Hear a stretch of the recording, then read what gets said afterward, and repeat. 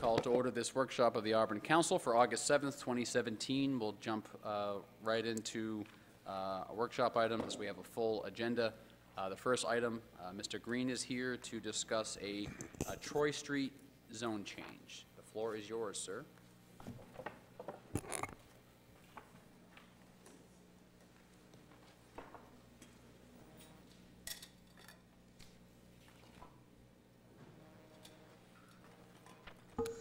Well, good evening, everyone.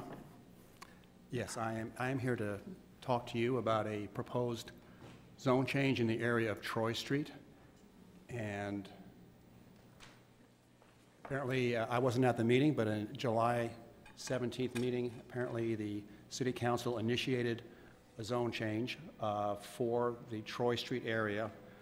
The staff looked at the situation and is recommending a zone change for a block of properties that's bounded by Union Street, Hampshire Street, Troy Street, and Library Street. It's almost like the cone of silence. Not quite. Now you dated yourself, sorry. We're live. Okay. This zone change would be in the block I just described. I'll show you a map in just a moment. But the current zoning is general business, and the recommendation is to do the zone change to a traditional downtown center, a T 5.1, which is one of our form-based code districts. And then also, the planning board will have a public hearing on this tomorrow night. But we did want to go ahead and present this to you tonight as a workshop item. Here is the area that the staff is recommending as a zone change. You can see Union Street up here, Library Street, Troy Street, and then Hampshire Street in here, forming this block of properties that the recommended zone change is taking place if you choose to. Here's some photos of the area. Looking along Union Street, there's a number of nice residential properties right along Union Street. Hampshire Street, as you know, is undergoing a complete reconstruction and redesign. And we feel like that also will complement the form-based code that is being proposed with the new complete streets that the Hampshire Street project is going to provide. This is an area looking back at the Troy Street. Kind of hard to recognize Troy Street as just kind of part of an overall paved area in the back there, bounded by the railroad tracks over here. And then one last look along some street views, Union Street and the corner of Library Street. There's a few businesses right along this area and through there. As I mentioned, the zoning right now is general business. That's the orange area. The railroad track is the zoning boundary right now, and back in May of 2016, the City Council adopted a major zone change that replaced the central business district with a whole series of form-based codes, replacing the downtown area with the new form-based code. This is what's being proposed again, that the T 5.1 that's over in here would be implemented over in this block of property right through here. And of course, zone changes typically go to the center of railroad tracks or center line of roads, which is why the boundary looks like that. Some of the things that the planning board will take into consideration for a zone change is how this proposal would comply or not comply with our 2010 comprehensive plan. This is the future land use map from the 2010 comprehensive plan. And this little area right through here is, right in there, is labeled limited business development area. And that's what the future land use plan suggests. All this area in through here has been replaced now by form-based code. So we'll talk a little bit more about that, the fact that the form-based code doesn't particularly comply exactly with the former land use designations of the comprehensive plan, but it does meet the intent of a lot of the sections of the comprehensive plan, and I'll talk about that in a moment too. Some of the things that the form-based code can really be advantageous to this area. As you saw in some of the pictures, that there's a lot of vacant land, that there's areas that could be redeveloped, that in implementing the form-based code, greater building area is allowed, There's less building setbacks that are required. More height is allowed. I mentioned smaller setbacks, and as a result of those larger building areas, more density is allowable.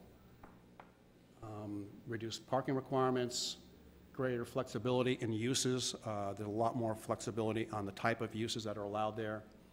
And then, in general, the form-based code will create a predictable built environment that somebody investing in their property can be sure that the buildings are going to look a certain way, that there's going to be a certain amount of windows, the entrances are going to be put in the proper places along the street, not around the sides. And so that's something that we find to be advantageous and attractive to developers as well. Some of the things that the comprehensive plan does talk to about supporting this type of zone change is it talks about encouraging investment in higher density downtown multifamily mixed-use neighborhoods, promoting a balance of rental and ownership options that serve a wide range of households.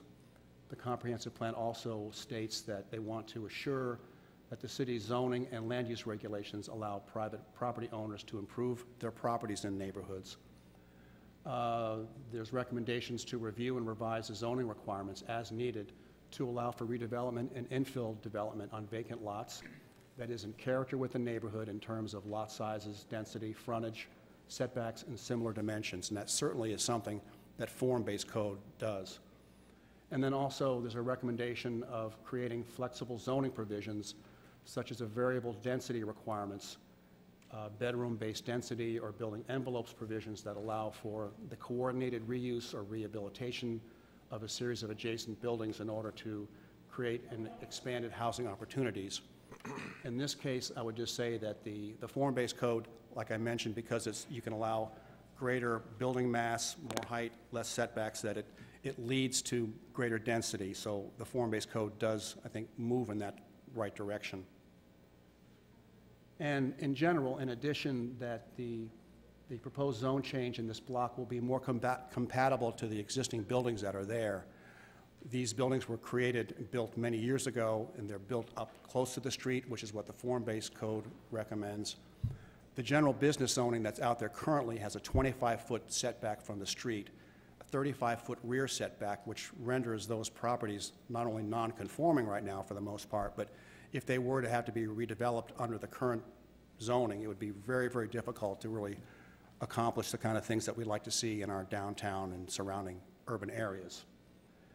And then also that the proposed zone change to the traditional downtown center will allow for greater density for future developments, whatever that might be in this area. And we're looking forward to having this discussion with the planning board tomorrow night. And we think that there's also, this may trigger some additional discussions looking into some other areas that the form-based code might be appropriate in other neighborhoods or other areas of surrounding downtown, kind of progress from what we've done. And I don't have it right with me, but I think there were some questions about what has happened over the last year in a piece with form-based code, and I sent you a quick memo that describes some of the nice things that have happened as far as what form-based code has brought. There's been 62 Spring Street, and then some other developments are very close to being coming to fruition. So I think the form-based code is making its way into people's minds, and it's becoming accepted, and so we think it's a good thing to go, a good way to go for future land use regulations, especially in our downtown area. So I'm glad to answer any questions you might have about this proposed zone change. Thank you, Doug. Thank you for your work and attention to this. First question, and just curious from your read of the planning board, but when you look at the proposed zoning change, it's one block of an entire section of the downtown. Do you expect the planning board to consider or want to discuss extending that over a longer stretch of Union Street as opposed to that one city block? Well, we think that this block in particular has a lot of similar characteristics within itself, and it fits very nicely into the form-based code. There was a lot of discussion over the 2 years that the planning board was looking at the form-based code along Minot Avenue, and there would be a lot of adjustments that might need to be made for some of the more suburban type developments that are along Minot Avenue, for example. But we think that this This block in particular is a model block to fit in with the T 5.1, and we certainly want to discuss other places that could work for a form-based code. This agenda item is referenced as Troy Street. The T51 has primary street frontage and secondary street frontage. I would assume, looking at that block, that the historic function was that Union Street was the primary and Troy Street was the secondary. Is that how that's being seen now? While we haven't formally evaluated the site at that level, I would say that because of the traffic considerations and access management on Union Street, we would have to be a little more cautious about just saying that's the primary street. I think we want to consider access for the entire block on what would be appropriate on a maybe a case-by-case basis. But that's the one thing about the form-based code. It can be flexible. It's not just set that this street or that street will be one primary or secondary, but they can fit the best situation for a development. Well, I don't have a vote, and I only have a few months left, but I want to at least be on record that Union Street is our version, I think, of Franklin Street in Portland, and that we have chosen to create a 4-lane superhighway to cut across the middle of our historic neighborhoods, and that if we have any interest, given the investment we're making in Hampshire Street, to make that a city street and not a thoroughfare and an interstate, that we ought to be thinking and being much more thoughtful about the role of Union Street going forward. And relegating Union Street to the back of the future of Auburn, I think, would be a mistake. So I just want to be on record. I feel very strongly about that. In my view, Troy Street could go away and be a service road to serve buildings and provide service to buildings that face on Union Street. So I just wanted to get that out. Here. Thank you, Mr. Mayor. Doug, currently, where does the form-based code end in relation to, because it must run right up to where this is at, right? While this is not showing the form-based code exactly, the form-based code extends along the river, along the railroad tracks, down to just past Hannaford in this area, up Spring Street. This neighborhood area was deliberated to become form-based code, but it did not. That's still a downtown enterprise zone. And the form-based code then extends along Main Street that connects down to the New Auburn area, and this general area of New Auburn was also put into form-based code as well. So that entire DTB area is now under... I'm sorry? That entire DTB area Yes, is correct. now under form-based. So this is, And this abuts that, correct? Correct. Just extending The it, railroad so- track is a dividing So it wouldn't be point. an island of form-based code and otherwise, Yeah. okay. Yeah, I think this makes a lot of sense. I mean, just looking at the way those streets are built, I consider them to be part of the downtown anyway.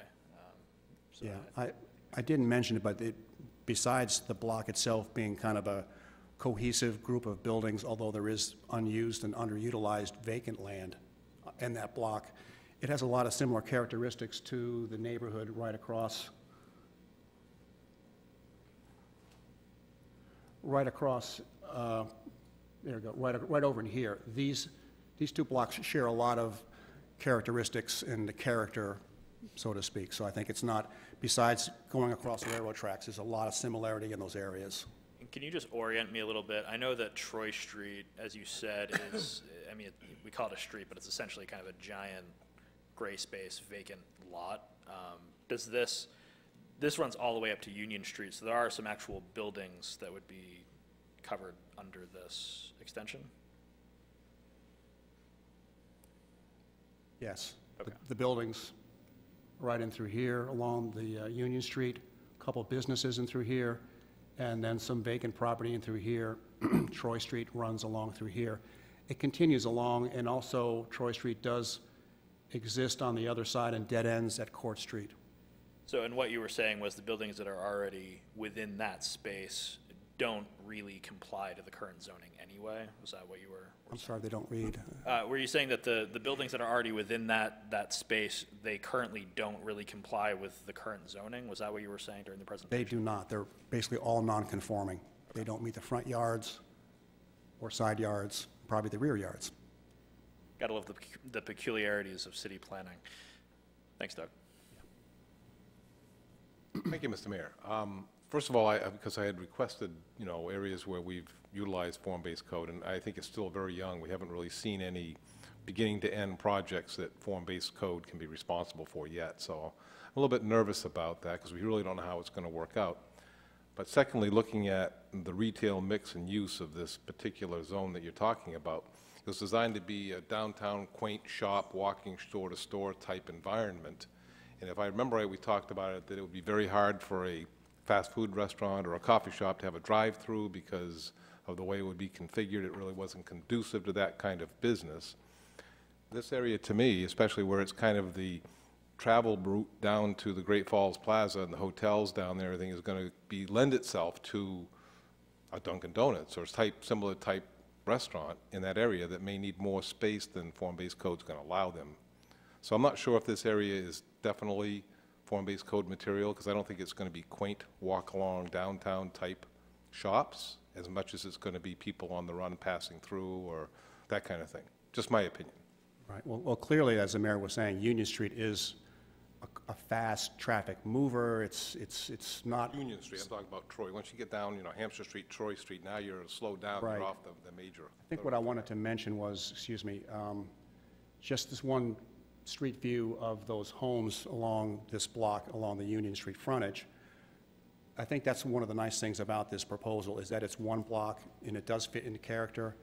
There's lots of opportunities up and down Union Street, moreover up to Minot Avenue. There's a lot of underutilized property that is zoned general business that probably is better suited to stay general business, where you can have drive-through facilities for fast food restaurants and that kind of thing. So it was discussed at length by the planning board where form-based code would work along some of these more commercial corridors, and it's not the best fit for everywhere. So I hear what you're saying about some caution about losing the ability perhaps for some of the uses that you talked about, but I think for one block this can lend itself, especially with the underutilized properties. We feel like it could be a beneficial zone. Well, I just wanted to say that I think that form-based code is great for that village atmosphere if you're looking for people to park and stay for a while. Yeah. But if it's an area that most people are going to be traveling through, or is it not necessarily a destination, but an errand type destination, right. then I think we may be, if it's restrictive as I see here, it's going to restrict a lot of businesses that might want to go in that area. Right. The thought. And the other point is that the Hampshire Street project is a very nice neighborhood connecting type street the way it's been designed, and so it does have, this zone change does utilize what that project is going to bring to the area. So, Any other feedback or questions? Of course, this is going to the planning board, and we'll have their analysis. I think Doug just touched on it. This is precisely the area, I think, in which we want to extend the form-based code, especially with what we're doing with the Hampshire Street neighborhood. I think you're touching on it a lot. I'm clearly supportive of this project, but I'm finding myself a lot with what we're doing recently, questioning whether or not we want to keep doing the chop away method when it comes to form-based code, or if we want to be more expansive. And I think what I hear you saying is that the planning board is going to address that as to whether or not beyond just this one extension to the block, we're going to be looking at more areas for form-based code. And certainly I'd invite the planning board to take on that task. I'll pass that along. Thank you very much, Doug. Appreciate it. Next item is an executive session for an economic development discussion. I would entertain a motion from council. Mr. Mayor, I move we enter executive session regarding an economic development matter pursuant to 1 MRSA Section 4056C. Second. Motion from Councilor Burns, second from Councilor Walker. Is there any discussion? Those in favor, show of hands. Opposed, 7-0. We will be in executive session. We will return for a second vote.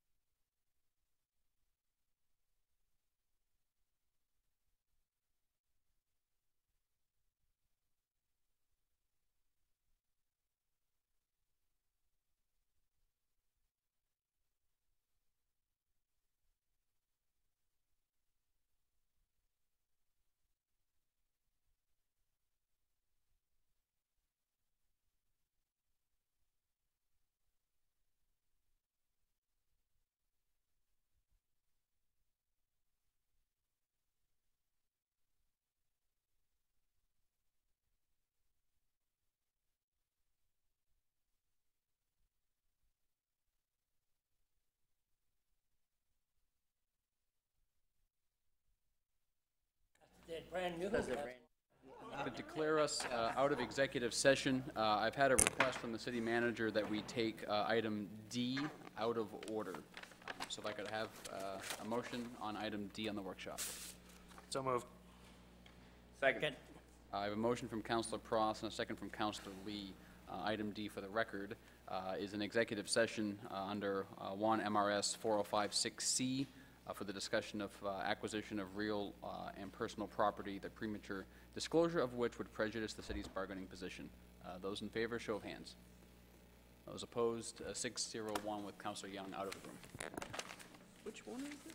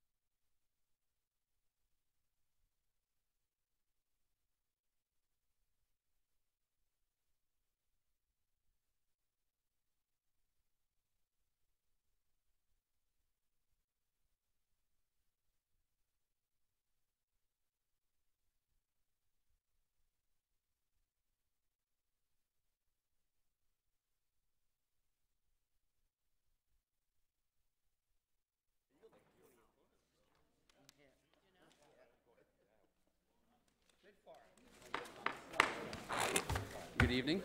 Call to order this meeting of the Auburn City Council for August 7th, 2017. If you'd all please join me in the Pledge of Allegiance.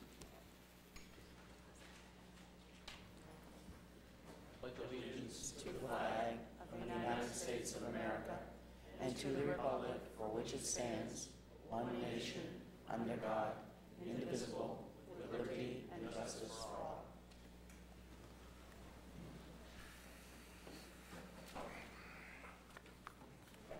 We have 3 consent items.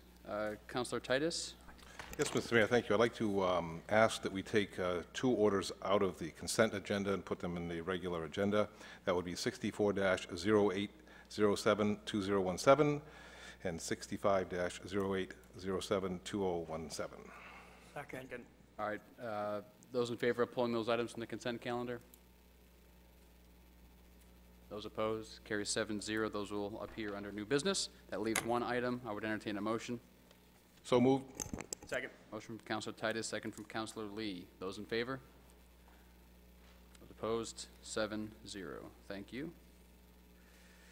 The minutes from July 17th. Would entertain a motion. Motion to accept. Second. Councilor Burns, second from Councilor Walker. Is there any discussion? All those in favor, show of hands. Those opposed? Carries 7-0. Thank you. We're on to communications and presentations. I have a proclamation that has been drafted and is included in the packet. Let me turn to that. For Childhood Cancer Awareness Month. Is Carrie Childs here in the audience? If you want to, why don't you come on up? I believe we have some friends from the Dempsey Center here. Yeah, if you want to just slide another chair up, go ahead, Carrie. Carrie reached out to city staff and myself wanting to raise awareness about September being Childhood Cancer Awareness Month, and certainly had a very compelling story and agreed that we would welcome as a city of Auburn to issue that proclamation, and asked her to come here tonight and share a little bit about why she had asked. And we also reached out to the Dempsey Center that serves folks here in Lewis and Auburn to highlight some of the services and programs available in particular for young people that are battling cancer. So Carrie, if you wouldn't mind introducing yourself and maybe sharing a little bit about your request. I'm Carrie Childs. Want to speak into the mic so our folks at home can, we have hundreds of thousands of hear me now? viewers at home, all across the world. I'm Carrie Childs, and my son Chance and I have helped Haley Stewart go gold, or help the state go gold and make awareness for childhood cancer. I don't know if any of you have read her story. She's on Facebook, Tabitha Stewart. She was sent home in April, and she was given 2 days to 2 weeks to live, and she's still with us. So that's her goal, is she really wants the state of Maine to go gold, and there's a video on there on her mom's Facebook, and it's her just like begging people to be more aware of childhood cancer awareness. Well, thank you, and we'll make sure in the minutes perhaps to highlight that Facebook page for folks to be able to take a look. Thank you. So my name is Kaylee Sullivan. I'm the Youth and Family Services Coordinator at the Dempsey Center. And I want to thank Mayor Labonte and the City Council for inviting me here tonight to talk about this really important issue. It's so important. I'm very glad the City of Auburn has decided to shine a light on it. So just to kind of put it into context, the impact of childhood cancer. So according to the National Cancer Institute, Maine has a higher than average rate of pediatric oncology diagnosis. So there's a particularly high concentration in Oxford, Androscoggin, and Cumberland counties, respectively. So Androscoggin has the second highest pediatric cancer diagnosis rate in the state, and that translates to about 6 new cases every year. And 6 might not sound like a lot, but when you think about the far-reaching impact of that, so that's 6 kids, 6 families, 6 schools, and 6 communities that are potentially impacted by that one diagnosis. So it's pretty far-reaching. Leukemia and brain and neurological cancers are the most common diagnoses. I'm not sure what Tabitha was impacted by. Leukemia, yeah. So, you know, the good news is that, like Tabitha, more and more individuals are surviving their cancer diagnosis. But the unfortunate part of that is that sometimes with survival comes kind of long-term effects that can have an impact on individuals a little bit later in life. So, you know, research has shown that the emotional and physical impact of cancer in childhood can be significant and long-lasting. So this has really informed policymakers, organizations, and communities to kind of step up and do more, like you guys are doing right now, to really work to minimize any potential long-term traumatic effects from a childhood cancer diagnosis.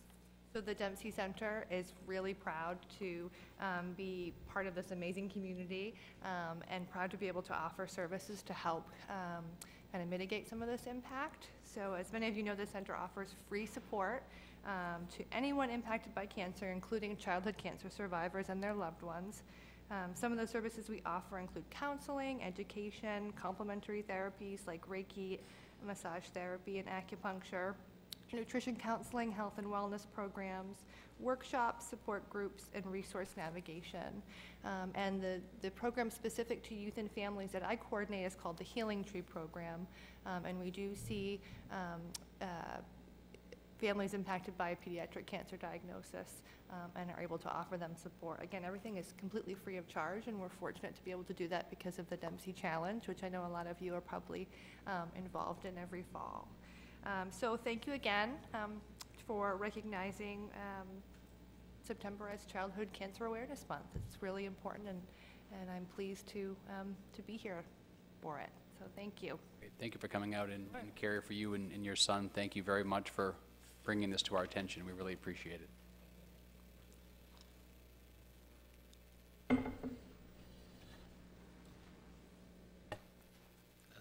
Second item on our presentations, we have a guest here this evening, Mr.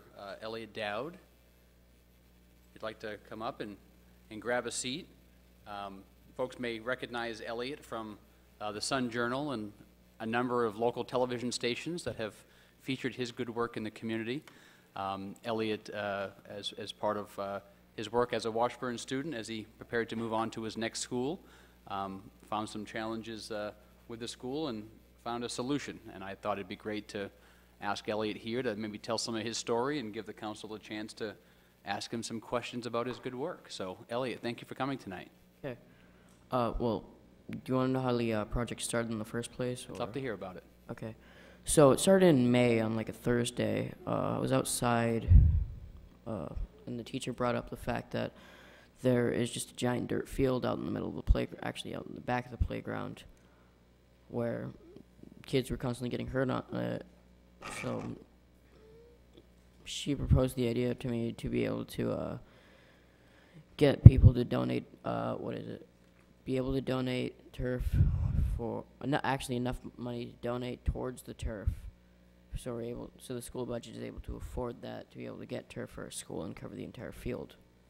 And since my teacher, Michelle Gagne, had the ability to be able to make get contacts from the CEO of the NET Sports Group, because they used to be friends in high school apparently, and I wrote them a letter on stating that we needed like a certain amount of turf or a certain amount of money to be able to cover the field, to be able to have a safer place for the kids to play. And it just started like last week, I think. The entire project started last week. Great. And when do they expect the project to be done? I really don't know yet. I think it's a couple weeks before school starts.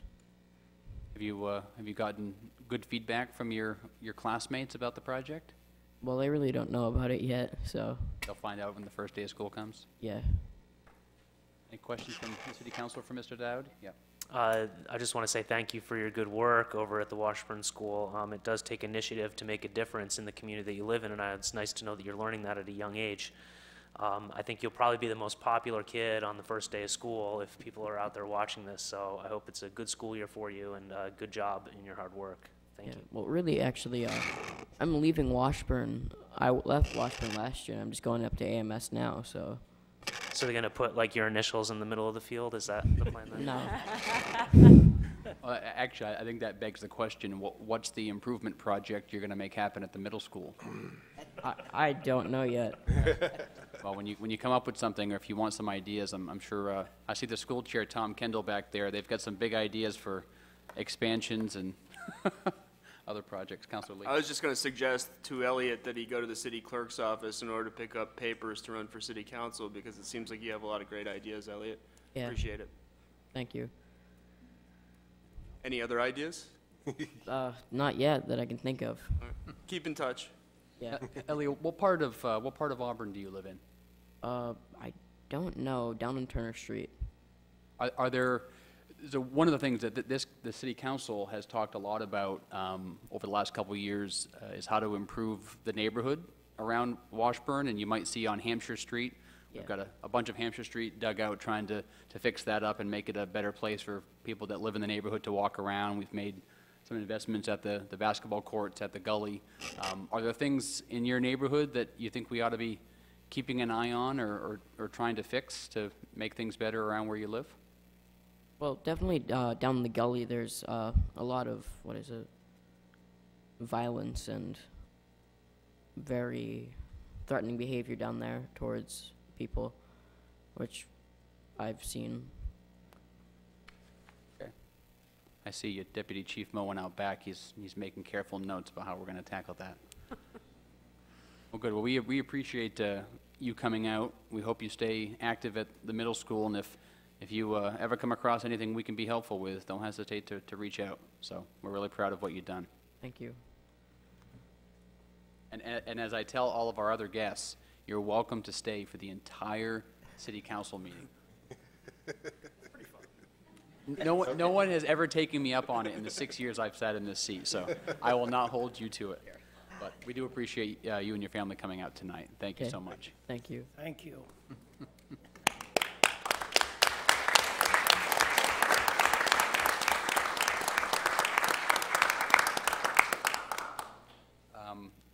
A brief communication that was referenced for a community meeting, in particular for residents around Taylor Pond. Mr. Manager, do you want to run through the quick highlights of that?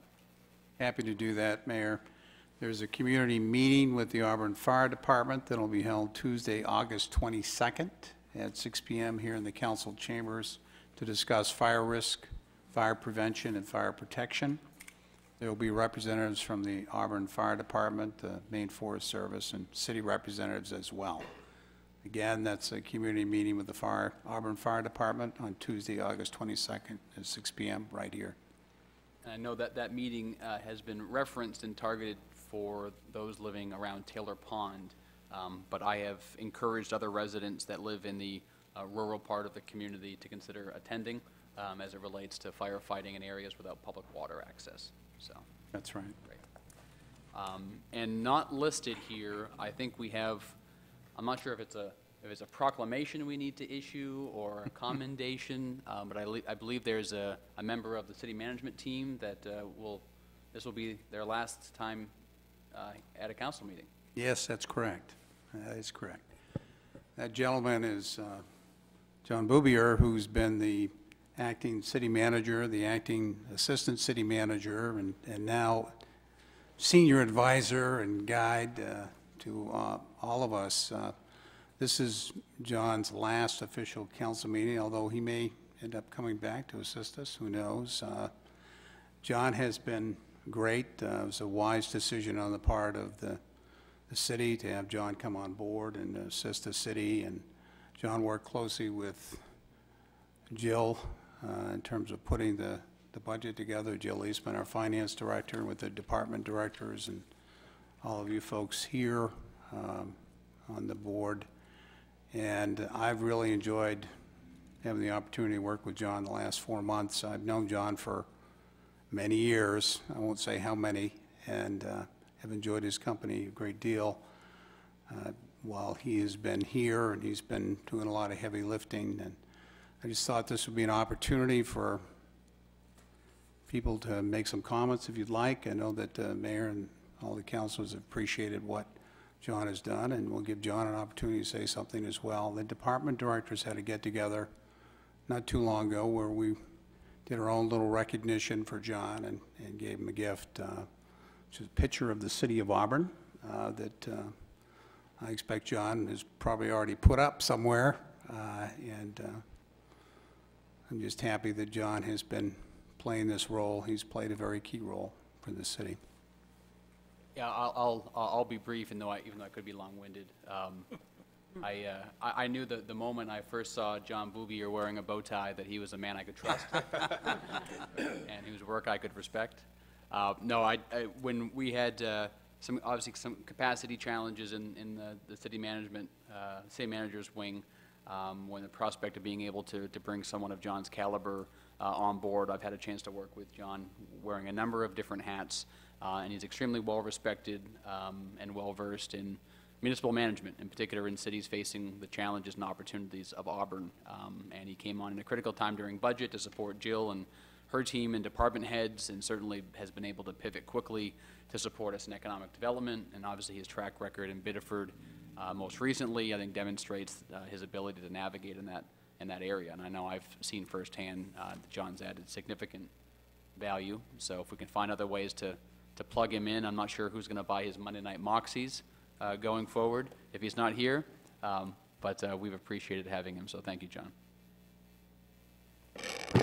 Thank you, Mr. Mayor. I will also be brief, but I would just say to John, anytime a city undertakes an unexpected transition, it's always a turbulent time, and I think Auburn was no exception when we sought your services, and it was amazing to see your capacity not just to help us stay steady through that period of transition, but actually to see you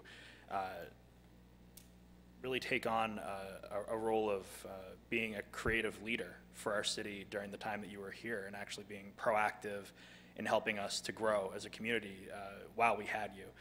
It was really gratifying to see you step in with compassion, not just for us within city government, but for the people of the city of Auburn and our community. And it meant a lot to me to see you have that dedication in this temporary role. So thank you, and I hope that we can continue to see you around City Hall. I just want to say thank you, Sir John. It's been great having you here, and if you want to stay around, you're welcome to, but we're almost out of money. Maybe we could buy you a full tie with the money that we do have left over. Really appreciate having, even though it's been a very short amount of time, the time to get to know you and work with you. You're definitely the class of individuals who do this work in Maine. So thank you.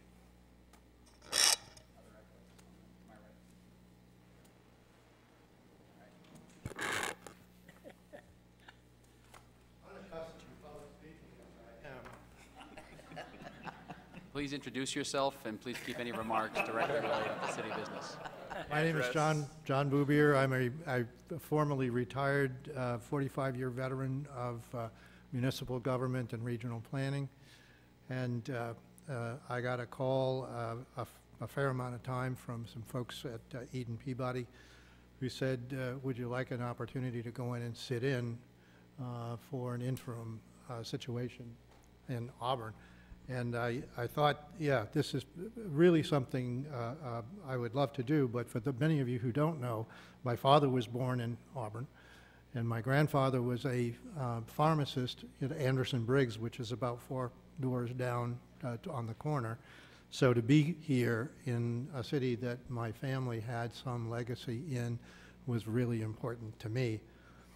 That was the beginning, because ultimately walking in here with a staff that was as strong and as bold as this particular staff, and had been a while without formal leadership. I had known Jill Eastman from Brunswick, and I had managed in Bath for almost 8.5, 9 years. And we tried to hire her down there. We just couldn't afford her. So she came up here, and we wound up missing that connection. But it was really nice to come up here to work so I could get a chance to work with someone like that. You have across the board a staff that is dedicated, that is creative, that is able to work back and forth and solve problems in their joint directors meetings.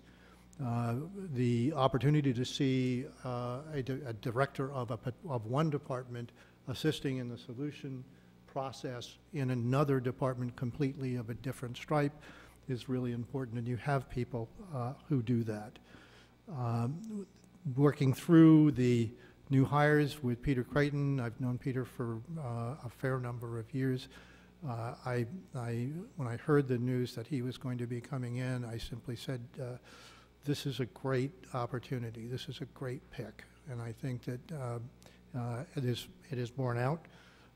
You've got a new assistant in Denise Clavette, although I don't know her as well as I know Peter. She is going to be very strong for this organization.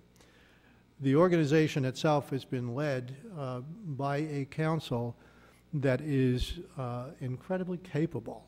And people talk about the disagreements, and they don't seem to recognize the thing that I think is most important about this community, is that it's right at the tip of the point of the arrow of incredible changes, and always those periods of time which are pushing us into these areas of change also create the most conversation, the most back and forth as a matter of reasonable process.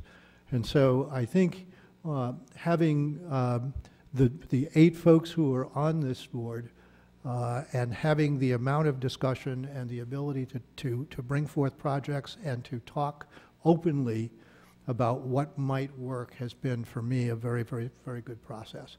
The fact that there are at least 3 lawyers on the board and 1 going to be is a little disturbing, but I think it'll all work out at some point. I think that having a chance to meet a number of the community members, and there are a number of folks here from the community that we've talked to and about, and our friends who have those 2 cute little goats.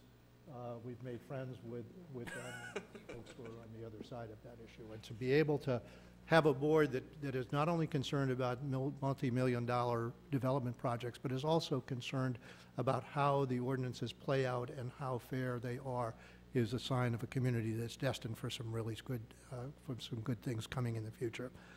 So as I move on to try to play some golf, I was retired for 2 months. It didn't work really well, so I'm going to still be involved in a couple of projects and look around for some of those things. But I wanted to thank you for a great opportunity to be part of your family and part of your ability to move this organization forward. And although I know a number of you may not decide to run again, I would hope that you all thought seriously about it. You've all contributed to this community, and it's a good team right now. And I would lastly say that there are young men and young women, but like the young man sitting behind me, who is someone who has started his career in his grade school and in his middle school, and is now talking about participation in public service, which I guess that would be 12 years old, maybe? How about that? 12 years old, and he's already off and running and giving us a lesson in what we all are responsible for in our respective communities around the region. So hats off to this young man. There is a need for public management and public managers in the state of Maine, and at some point, if you decide you want to talk about that issue, you get us. Peter knows how to find me, and I'll come up and we'll talk about it. Or if you want someone to talk about it in your school, we can do that too. Congratulations for being a very good kid. And thank you very much for the opportunity to serve you. I want to make a quick highlight of something that you brought up.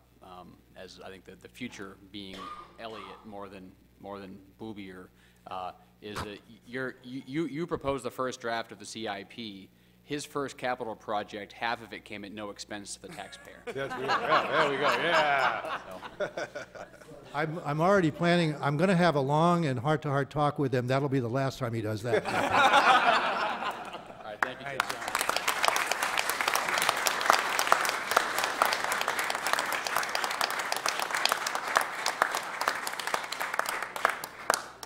That brings us to our first open session of the evening. Anyone who would like to speak to the council on an issue related directly to city business that is not on the agenda may come forward now.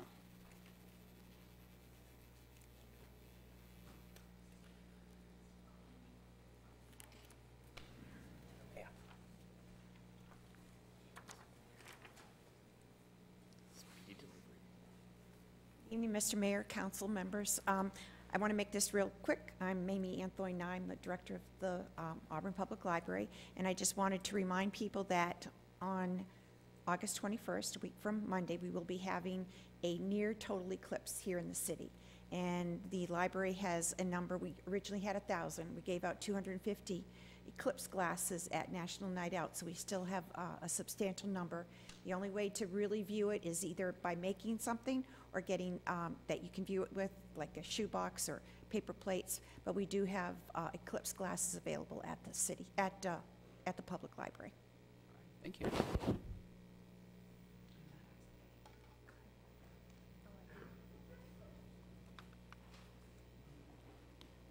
We got ours already at the library. My kids love them.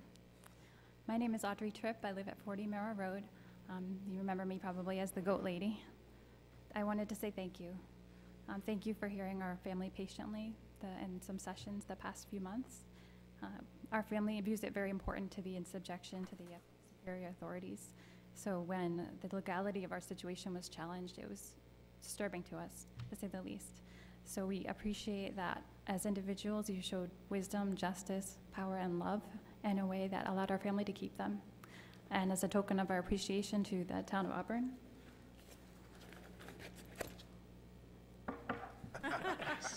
we had a little award made. So since Peter Crichton signed the paperwork, we thought we'd give it to him, but it's really to all of you. We just wanted to say thank you. I believe that should go in the mayor's conference room. You're right, absolutely. Thank you very much. Thank you. You can pass it to the clerk. She will hold the goat for us. Thank you.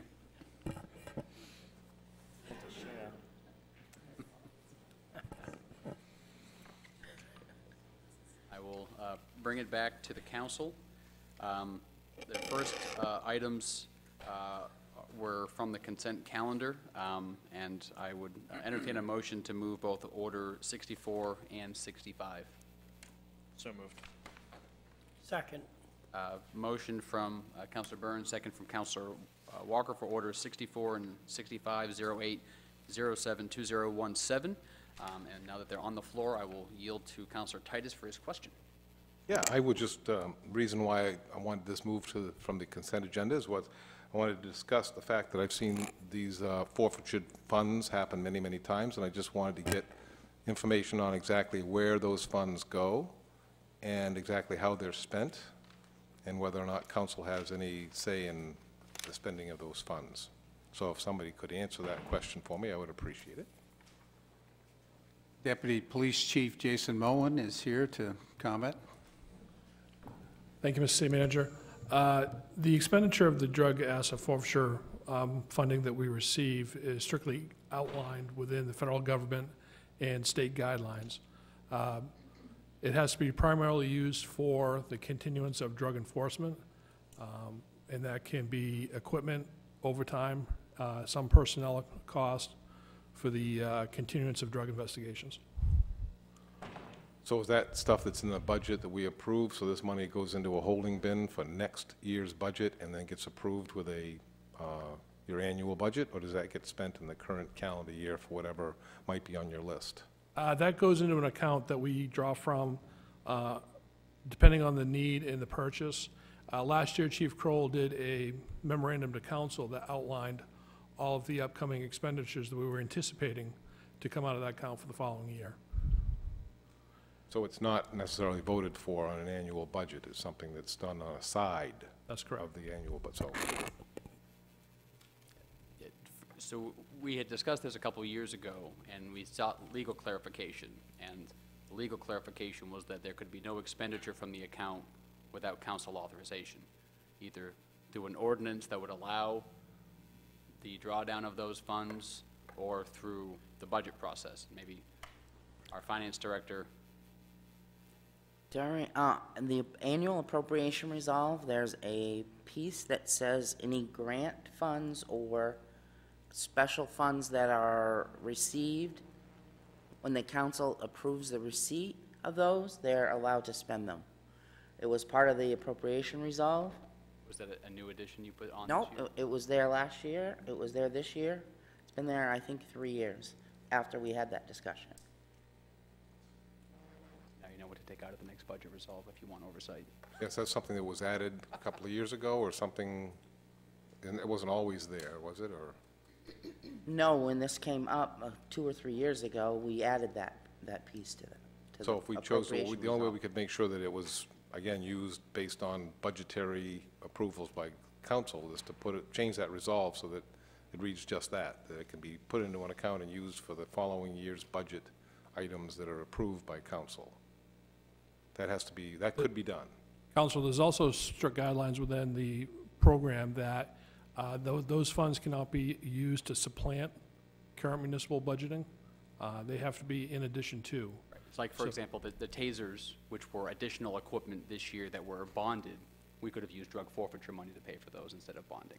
Well, no, because you're saying that you can't. It's not supposed Can't to supplant. displace money already You approved. can't supplant regular budget items such as pens, paper, whatnot. Those purchases have to be made specifically for the furtherance of drug investigation and some police equipment that's allowable.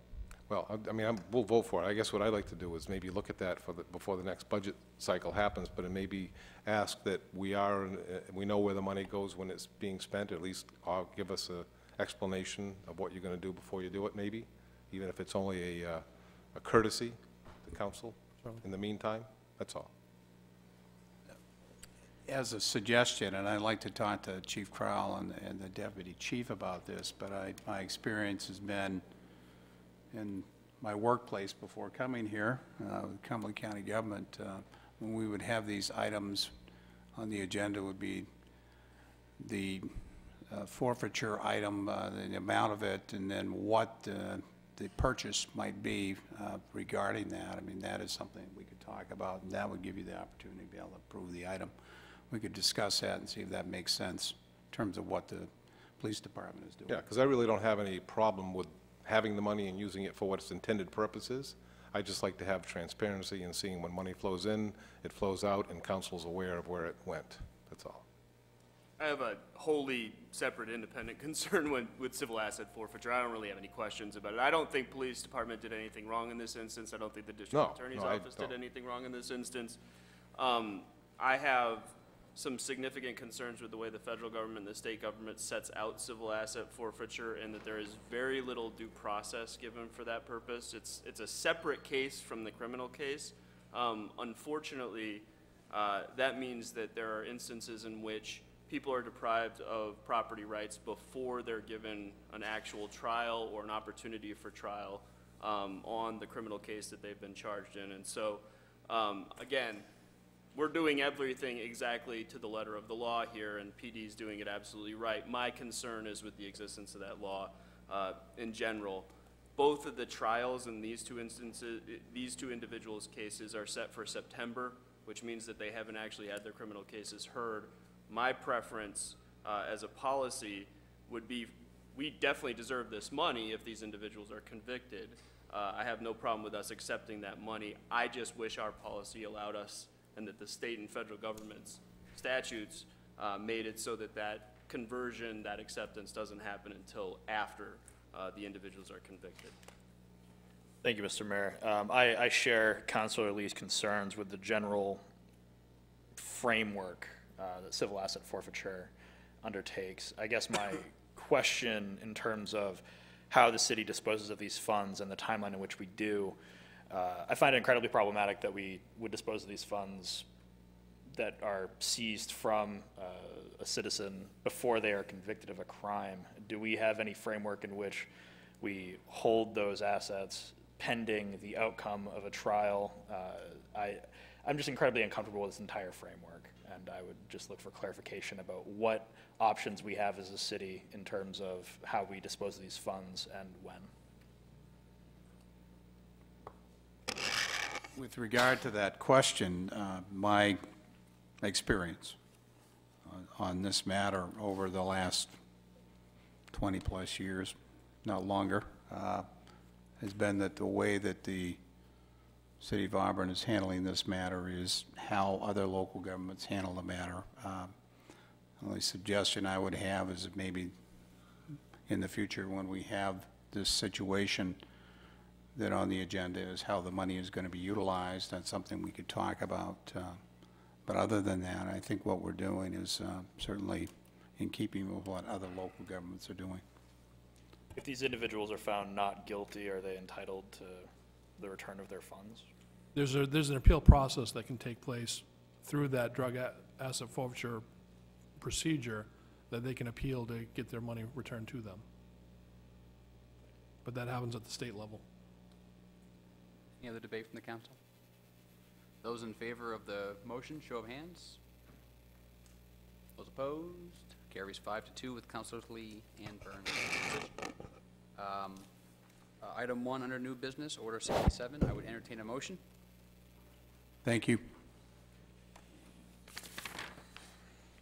Mr. Mayor, I move that that the council pass order number 67-080-72017, authorizing the city manager to execute the collective bargaining agreement with Teamster Local 340 for 7/1/2017 through 6/30/2020. Second.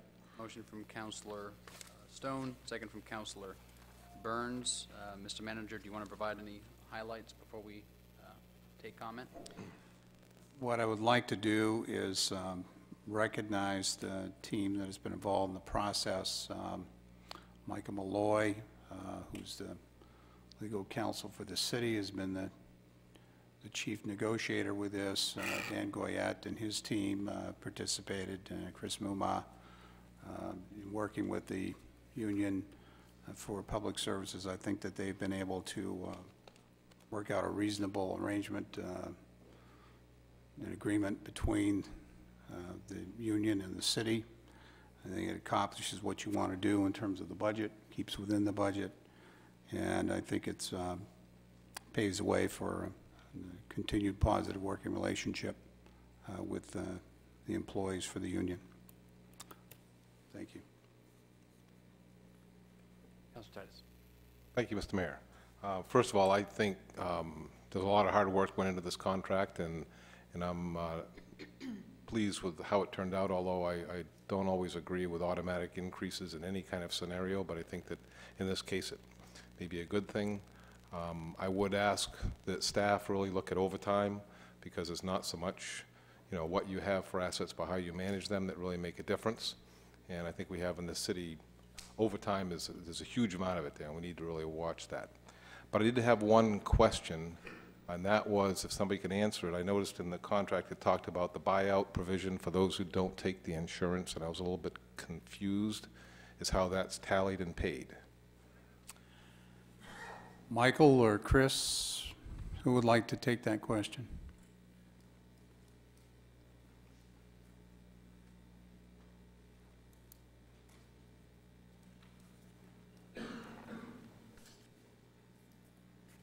Good evening. So the health insurance, the city of Auburn picks up 85% of the coverage for the health insurance. The employees are responsible for 15%. It's quite substantial of a cost for health insurance. And so the city offers a health insurance waiver for those employees who choose not to be covered by the city. They have to show proof that they have insurance coverage elsewhere. and they receive up to, I believe with public services, 4 months worth of the total cost of the health insurance premiums that the city has to pay.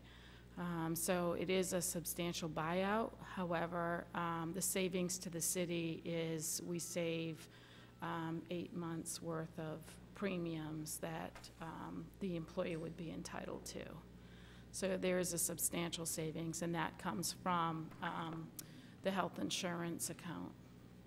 So how much is that thereabouts? I think it's, our share is like 15, 16,000 for a family plan. So is it a person, depending on what they would have opted for?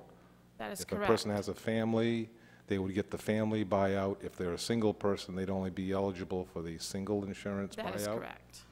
So Whatever the plan they were sounds to me it'd be like $5,000 or $6,000 maybe, or? It is actually, if for a family, 4 months at the family premium, it runs about $1,600 a month, so the math on that. So that's like $6,400, and they're given that over 12 months, as I understand it, though. It's Correct. $6,400 divided by 12, so that's extra pay they get for not taking the insurance, which they would pay 15% of if they opted for. That's correct. So, thank you. Debate from the council? Any comments from the public? Back to the council. Those in favor of the order, show of hands. Those opposed, carries 7-0. Thank you. Item number 2, Order 68. Mr. Mayor, I make a motion that we approve Order 68-08072-017, approving the request to waive a $50 fee for Team McKesson flea market fundraiser for the Dempsey Center. Do I have a second? Second. Motion from Councilor Titus, second from Councilor Pross. Debate from the council. I have a question. Debate only. Go ahead. Go ahead. Are people required to pay the flea market fee regardless of where it's held, if it's held on private property? Because I see this is in the Shaw's parking lot. Does that make a difference at all? I can see if it's on a public way, there's obvious public costs and expense associated with having a flea market on a public way, but is this? Sue, do you want to address that?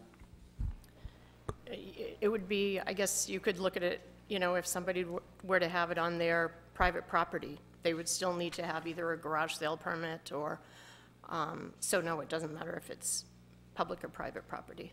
Well, it seems to me that a lot of the public expense or the expense associated with a flea market that might be on the side of a street in somebody's yard is a little bit different than having a flea market on a private parking lot. I'm not sure what the ownership's rights are there, but I think that maybe in some circumstances a fee shouldn't be required. I understand that there's a process for the city that they have to go through when there are certain when this type of request is made, so I understand that there is an expense associated with that. But in general, it seems like some of the expenses that we would be considering in assessing a fee for any type of flea market would not be actually manifested on the ground at an event that was held in a private parking lot such as this. Councilor Lee, would you like to offer more lawyer debate? No, I think the counter to that is that obviously a flea market is going to be, even for a short duration, is going to be competitive with businesses that pay business license fees in the city. And so conceptually, these people are paying a one-time fee in order to compete at this level. I think this particular request, I'm struggling with this because I don't know exactly where to draw the line when it comes to waiving these fees. This is an individual who is obviously doing something that is very worthwhile by competing in the Dempsey Challenge. And they say that they're going to give all the proceeds to the Dempsey Challenge. I have no basis to not believe that, but I struggle with, we have no oversight as to what the actual profits of this are going to be going to. And I just know that this is an individual who's from Lisbon who's asking to do this. So I don't know where to draw the line on these, but I struggle if we're going to be constantly waiving these fees. I don't think I've ever voted in favor of waiving a fee, and I'm going to hold that line here tonight on this vote, but I was curious because there are public costs associated with these types of events, and I didn't know if we made any exceptions or delineated any lines around what those costs are and when fees are required. And yeah, Councilor Young. I look at this as a tax, and like a lot of different taxes at the city levels, it may cover the cost or it may not cover the cost, but it's just a way of enforcing and regulating different activities within the city. And I would draw attention, if those of you who may or may not read the council information sheet, so the ordinance doesn't allow staff to waive these. It says if you don't want to pay it, you can ask the council. So staff are at least warning us, which I think is important to heed here, that we're accelerating our pace of waiving. So in addition to not generating revenue, we're also bringing more and more of these to the council, which requires staff to assemble council packets, memos, gather materials, and obviously our debate time. So just wanted to point out that staff have highlighted that. Mr. Mayor? Yep. I'd like to direct a question, I think, through Manager Creighton, perhaps to Jill or Sue. What is our annual income from these fees, from this type of fee? That's an interesting And question. we're on- I don't know if we have an answer for that at this point. Do we have one right now? Do we have to research that? Are you talking all business licensing fees? No, or just for these types of fundraisers for nonprofits. Gosh, I wouldn't know that off the top of my head. Okay. Right. The reason, where I'm going with this is if we shouldn't be thinking about waiving that class of fee, because it seems like this keeps coming up, and it's always a tough call for the council, because we support the charity that the funds are being raised for, but yet, you know, we need to be consistent in the application of these waives, I believe. We waive it for one, we should be waiving it for another. I think they have a good case on that. So, you know, if we had an idea as to what we were generating for fees from this type of activity, we'd be able to kind of consider that. It would be probably a budget item for next year, but... Other debate from the council? I'd just like to throw in there that I believe Shaw's probably pays enough taxes and enough expenses, and it looks like to me part of their employees are probably going to be part of this as well. I don't think that they should be coming to us asking us or getting a permit to do this such thing in their parking lot. So these stores or companies, whatever we want to place them under, I think have already maintained all the permits that they should need to maintain to do anything they want in their parking lot, as long as it is in licenses to the state. That's a different story. Mr. Mayor, one more point, please. Last point. Okay. I will be voting in support of this, and the reason being that this is a group effort at Team McKesson, and it's something that the employees get together and put a lot of energy into to support the Dempsey Center, and I fully support the Dempsey Center, so I just wanted to explain my vote. Thank you. Those in favor of the order, show of hands. Those opposed? Fails by a vote of 3 to 4. Item 3 under new business, ordinance 07. Try to move ordinance 0708072017, an act to recognize local control regarding food systems. Second. Motion from Councilor Lee, second from Councilor Walker. This is a first reading. Will require 2 as it's an ordinance. So I will open the floor for anyone who wishes to comment. Okay. Close the first reading and bring it back to the council. Any council debate or speeches? Councilor Burns? Mr. Mayor, thank you. So I would just reiterate, I think I made this point during workshop. I support the thrust of this ordinance. It's why I co-sponsored getting it in front of the council in the first place. I continue to be concerned. I know that we received a legal opinion on whether or not the city would bear any liability, and it's clear, at least in reading the opinion, that we would not if we were to pass this ordinance. I continue to be concerned about the extent to which we require local farmers to disclose to their customers that they have not undertaken the normal inspection process when they are interacting and conducting commerce with folks within the city. I support moving ahead, with this first reading, but I will be looking at second reading to add some language to address making sure that that disclosure is clear, and that when our farmers and our residents are engaging in commerce, they do so fully aware that they are bearing perhaps some additional risk because that food is not inspected. Other council debate? I will ask the clerk for a roll call, please. Counselor Titus? Yes. Counselor Lee? Yes. Counselor Walker? Yes. Counselor Burns? Yes. Counselor Young? Yes. Counselor Pross? Yes. Counselor Stone? Yes. Carries 7-0. We'll proceed to second reading. Thank you, Sue. Item 4 under new business, Order 69. Would entertain a motion? Move Order 6908072017, a request for home funds for 477 Minot Avenue. Second. Motion from Counselor Lee, second from Counselor Burns. Is there any comment from the council? Any comments from the public? Back to the council. Those in favor of the order, show of hands. Those opposed, carries 7-0. Thank you. Item 5, Order 70. In a motion.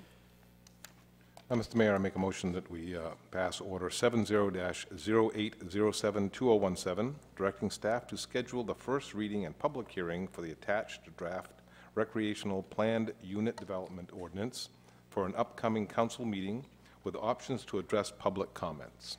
Second. Motion from Counselor Titus and a second from Counselor Walker for Order 70-08072017. Any comment from the council? Yeah. Thank you, Mr. Mayor. I just want to make sure that we're not, we're just going to the next, we're authorizing to go to the next step, and there will be a full hearing on this, because my concern was that this is born out of something that happened several years ago that had a lot of public interest, and we're now talking about proposing something that will cover a large part of the city in one fell swoop. So I just want to say I'm concerned about that and hope that we can get the comments and the information out there so people know what it is we're heading towards. I was actually personally curious why we needed this order. It seems as if we're directing staff to do something that staff could do, which is schedule a first reading without necessity for an order. To initiate changes in the zoning ordinance, there are only a number of ways to do that. This is one of them. This is one of them. Staff can't self-initiate. My understanding that was, though, that this was tabled previously, so. It was tabled indefinitely. So we might as well have an order doing so rather than a motion to take out the staff. Yeah, the staff's preference was to sort of reinitiate. That makes sense to me. Mr. Mayor, I support moving ahead to get this process initiated. I just wanted to ask, in terms of the public hearing, has staff given any indication at this point to what setting or what type of forum that public hearing would be? Michael Chamings, the Economic Development Director for the city. You want to respond to that?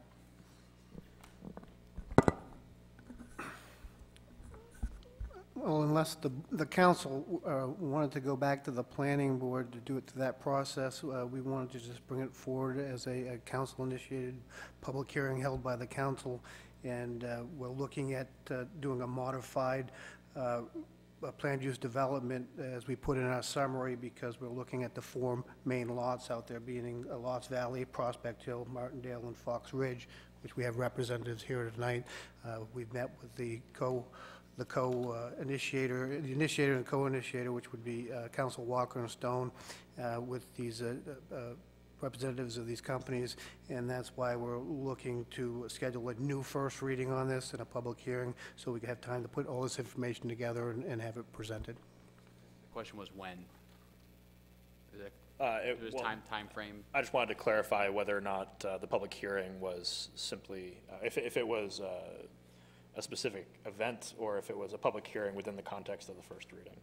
So it sounds like it's within the context of the first reading. Yes. Follow-up, is the city required to notify residents for whom what are the requirements for notification for residents for this ordinance? We'll do the 10-day advertisement as required by our ordinance. Okay.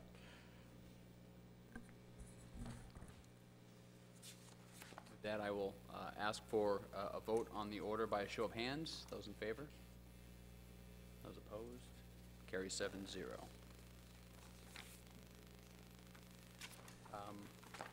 Following an executive session and workshop, there's been an initiation of an order.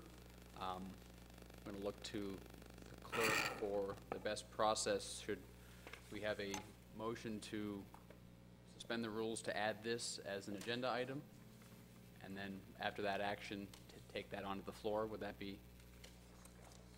So I would entertain a motion to suspend the rules to add order 7108072017 to the agenda. So move. Second. Motion from Councilor Stone and a second from Councilor Walker. Those in favor, show of hands. Those opposed, carries 6-1. It is now on the agenda, and I would entertain a motion to move that item, if someone could read it into the record. Stone. Yes, Mr. Mayor, I move that we pass order number 71-080-72017, and I'll read it into the record.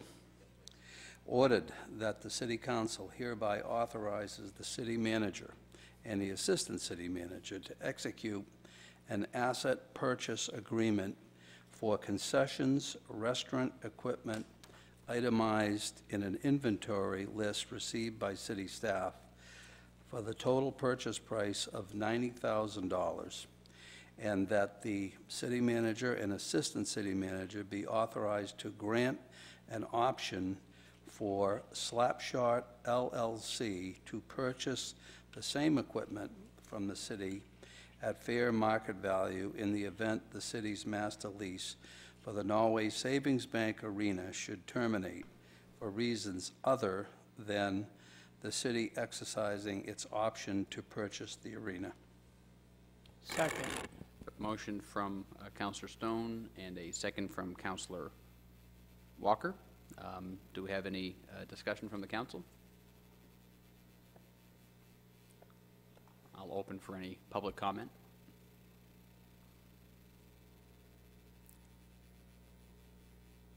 Back to the council. Those in favor of the order, show of hands.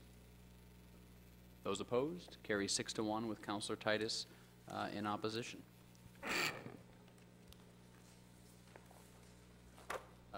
Reports. I know we've got a couple of executive sessions, so I'll defer this evening.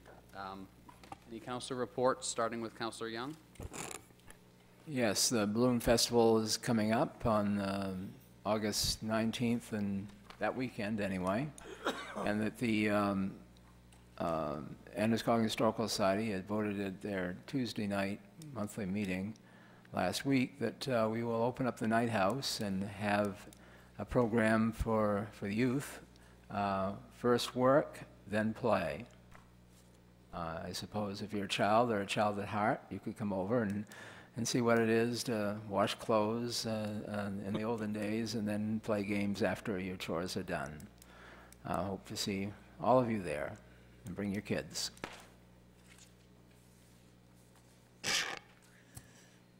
Thank you, Mr. Mayor, fellow councilors. I want to let everybody know that on August 12th, Saturday morning, the Androscoggin Land Trust will be hosting the annual river cleanup event.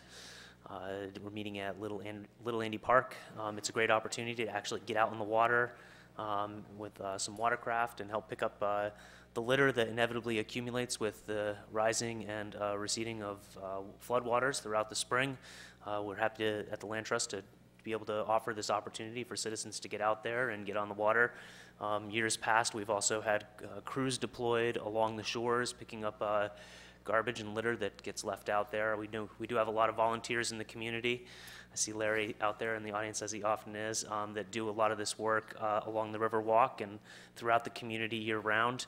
But this is an organized event that the Land Trust does, and we really have hauled tons and tons of garbage out of the river year after year. So it's a great event. If you're not doing anything Saturday morning, come out and join us, Little Andy Park. More information at the Land Trust website, androscogginlandtrust.org, or on our Facebook page. Also want to report with regard to school committee. I don't remember if it was last week or the week before. They're kind of running together these days. But we did have a school committee meeting, and I had previously reported with regard to potential changes to the school calendar with regard to professional development time for staff and teachers at the middle school and the high schools. There was the will of the school committee going back a month or so now was to have a committee, a broader committee assembled that would really look at that issue and balancing the interests of having our teachers receive the professional development time that they need with competing interests of parents and the community to ensure that children are adequately supervised and those sorts of concerns, which were brought to the attention of the school committee. So that, it looks like that committee is being formed and will be doing the majority of its work, I believe, basically at the beginning of the school year. I believe that we're starting to assemble that committee right now. If you're interested in serving, you can contact the school department directly. Feel free to reach out to me. I'll make sure that the right people get your name. If you're interested in the topic about early releases or early start for middle and high school students, if that's important to you and you want to have input on the committee, stay tuned to events and public opportunities to provide your input or to participate directly on the committee. The goal at this point is for the committee to report out to the school committee. The working committee should be reporting out to the school committee hopefully in November, so that we can really set a direction on where we're going on this issue before, the spring of 2018, which was what we had initially discussed. So that timeline's been moved up by the consideration of the school committee, and I think that that's something the community can work with at the end of the day. And I know the school committee is eager to get input from people in the community who are concerned about the issue. So if you are, please feel free to reach out to me directly or somebody at the school department that you might know. Thank you. Thank you, Mr. Mayor. Attended my first airport board meeting after a long hiatus, and a lot of things going on at the airport. I'll just briefly touch on a few of them. Received a $645,000 grant from the FAA to maintain the taxiway, and then we accepted that grant. The airport's been very busy. There's an event called Campers Weekend where there's an awful lot of air traffic that comes into Auburn Lewiston Airport. In support of that event, I was surprised to learn, and Jill, you can correct me because Jill was there as well, I believe there was 103 aircraft operations related to that that event, and they sold out. The airport sold all of its fuel. They drained the tanks right down to the last drop. So some aircraft had to divert to Portland and other locations to get the fuel they needed to get back to where they wanted to get to. So it was a rousing success, and I think July will be a good month for the airport. The other transportation issue that the mayor and myself are involved with is the rail study group that's looking at the expansion of passenger rail to Lewiston, Auburn. We haven't had a meeting in months, and the last I knew, the Staff was, which includes NEPRA and Maine DOT, was looking at negotiating with a Boston consulting firm to kind of provide engineering support for the project. So hopefully we'll have a meeting fairly soon. We'll be able to update you on that. That's all I have. Mr. Mayor, I just have a couple of things. One of them, I had the pleasure to attend the National Night Out that had happened on the 1st of August, and I just want to say that was a fabulous event. And I want to congratulate the police department and all the volunteers that made it happen, because it seemed like it went very smooth and everybody had a good time. Having some live music really made a difference, and I encourage more of these kinds of things because I think they really help get the community out and more involved in what's going on. So in a pleasurable sort of a way instead of just business. So I thought that was great. Sewer and Water District meetings, they will be upcoming. On the 15th is the Sewer District meeting, and on the 16th, the Water District at 4 o'clock at the district. Anybody's welcome to come. A lot of projects that are going in right now, and Lake Street's going on. I guess they finished a lot of others and seem to be right on track with the construction projects. I'll be able to tell you more when we get near the end of the season how we're doing on infrastructure and laying more of the water pipe as well as replacing sewer lines as well, because there's a lot of that needs to be done in the city. So I'll give you more of that so we move on. Echo Councilor Titus's sentiments about the National Night Out and thank the police department. I happened to be enjoying a mug of beer at a certain location nearby after the National Night Out and saw some folks who were from out of state, and they just had the best impression of our community when they see events like that where there's residents out in the street and people enjoying themselves. So I think that that's definitely a good reflection on our community, and again, thanks to the police department for that. Thank you, Mr. Mayor. Channel 13 just covered your story about the goats, and they wanted to thank the city manager for making this happen. So you've made the big channel. I want to thank the National Night Out people that worked hard to put that all together.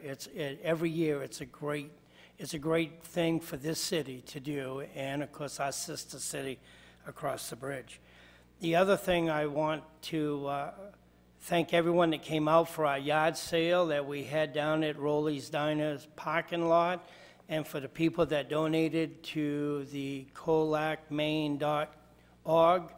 That money goes towards helping to buy signs that will hopefully defeat the merger of the two cities. So thank you for your kind hearts and donating the bottles to us.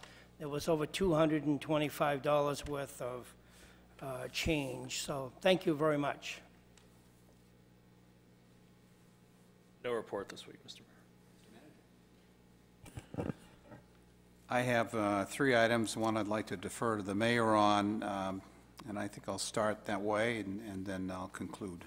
And Mayor, if you would.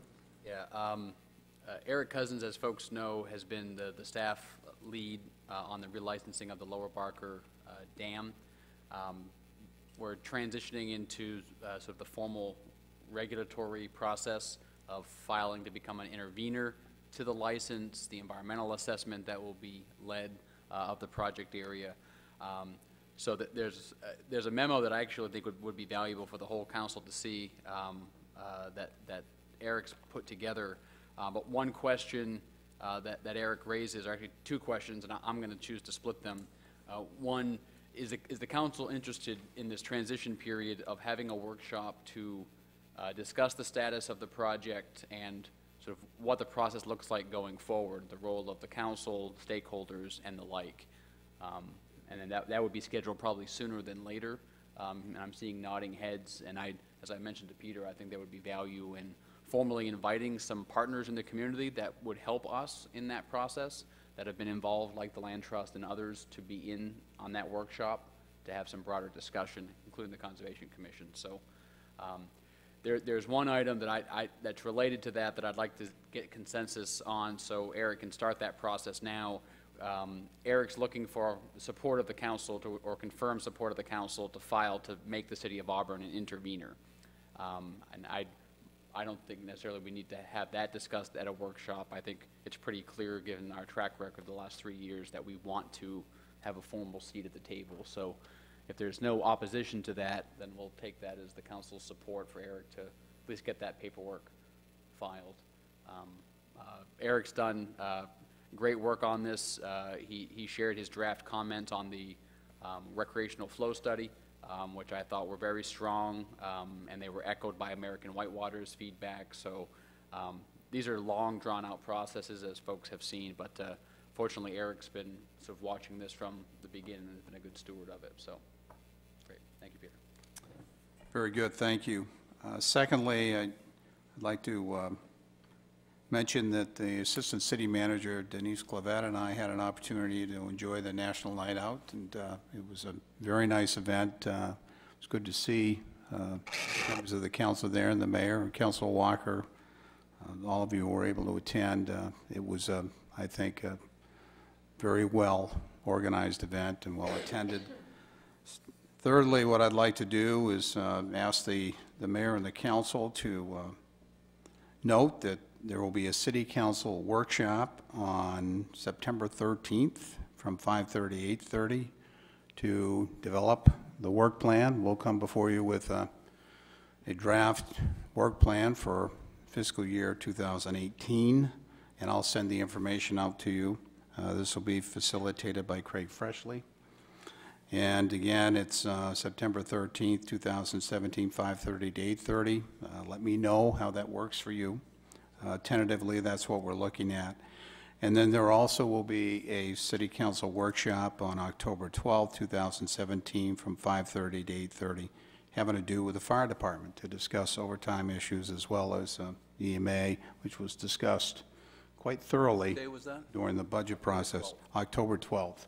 I'll send the information out to you with more background information. And we'll see how the dates work for everyone here. Thank you very much. We'll get those added to the council calendar. Yes. They're workshops, so we don't need to do that. Right. We are at our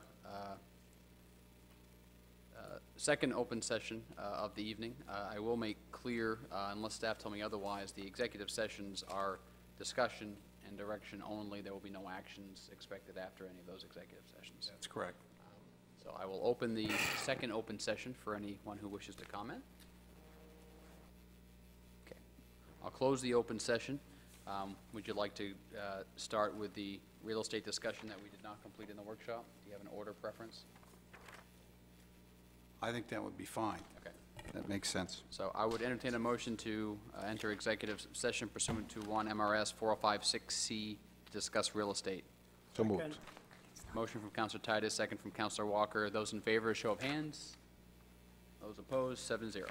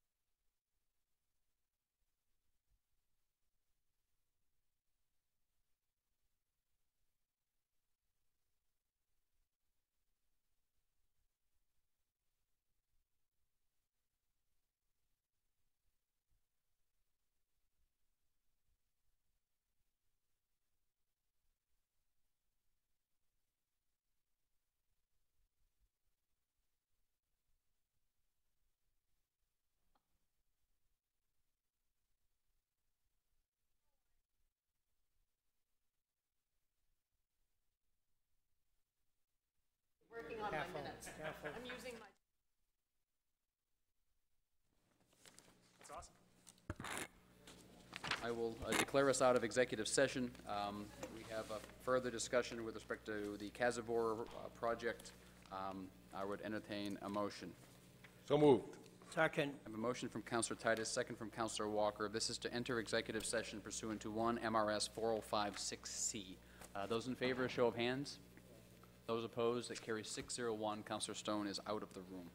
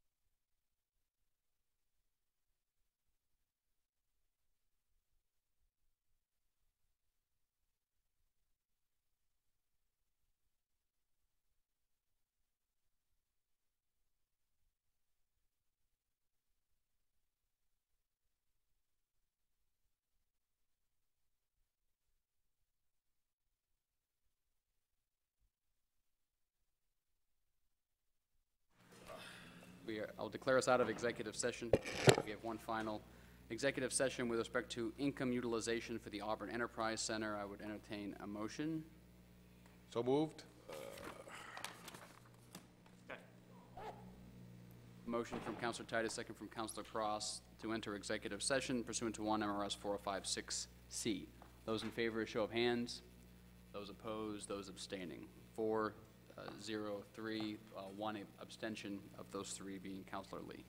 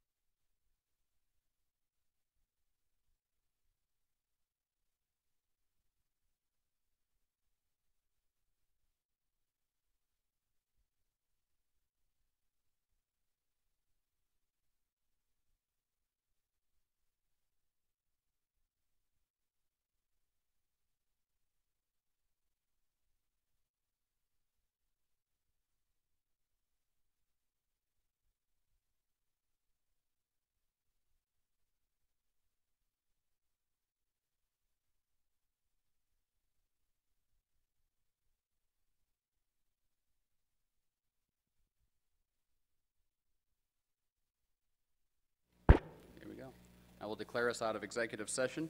Just waiting for Enough at least counselors, 2 more counselors so we can adjourn the meeting. Would you like me to?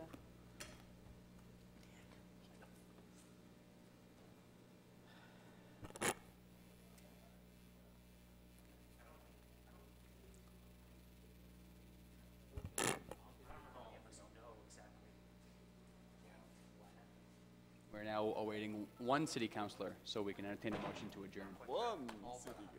just one. I would entertain a motion to adjourn. So, second. Motion from Councilor Byrne, second from Councilor Titus. All those in favor, a show of hands. Jim, raise your hand. We are adjourned. Thank you.